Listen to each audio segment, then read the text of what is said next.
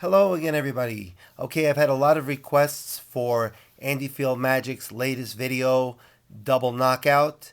If you guys have not seen his performance, do not watch my tutorial first. Click on the link, watch Andy Field Magic's performance, then come back and I'll show you how the trick is done.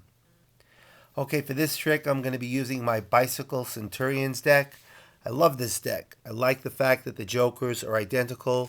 They give you a double back card, which is pretty cool. You could use this for a lot of tricks.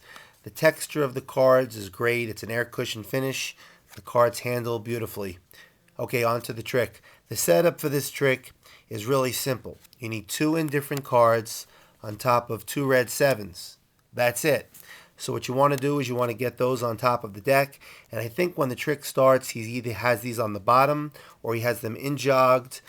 He pulls them off, has them in jog, and he starts dealing the cards because the four cards, the two indifferent cards, and the two sevens are in jogged a bit.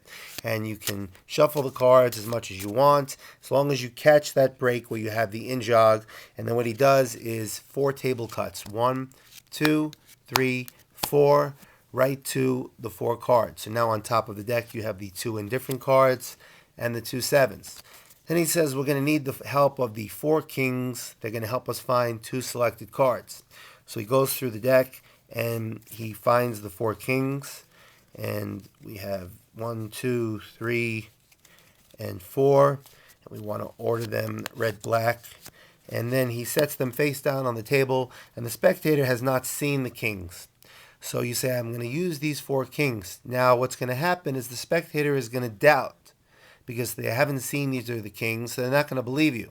This is the perfect opportunity to push off the top two cards and catch a break under the top two cards. He does a wrist kill, so it's hidden, and he catches a break under the top two cards, and then he turns over to show, in fact, that these are the four kings.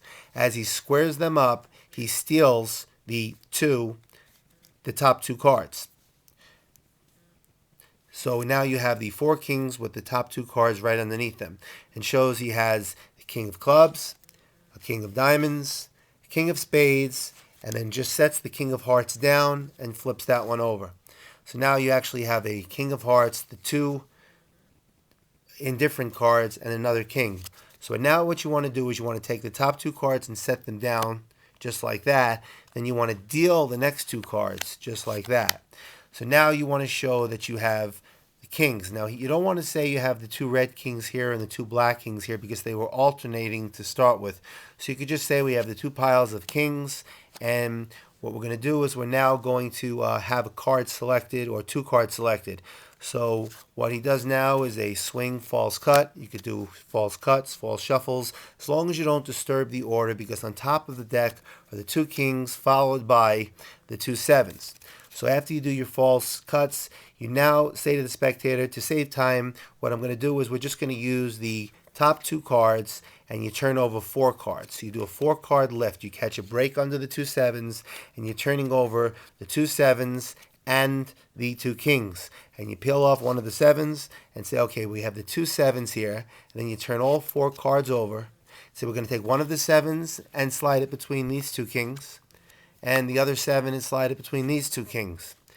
And then what we're going to do is then he catches a break under the two sevens, a thumb break, and does a Browie reversal. What that is, takes half the cards, flips them face up on top of those two face down sevens, and then takes the remainder of the cards and flips them face up and holds them right next to this pile. And he says you could have selected, just so happens this is a 7. You could have selected this card, you could have selected this card, but this slight hesitation allows you to now put this portion back on the bottom, sandwiching the two face down sevens in the middle of the pack, and you flip the deck over.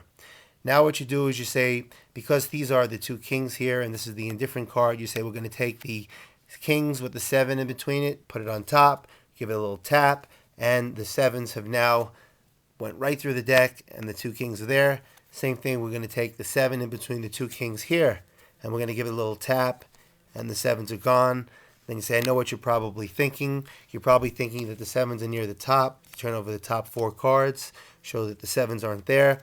You say this, you think the sevens are near the bottom. They're not near the bottom. So where are they? Now you spread the cards out and you show that the 2 7s are right here, face up in the middle of the deck. And that's it.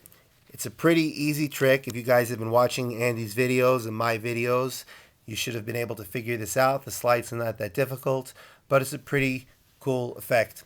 I really like this one. That's it. I'll see you next time.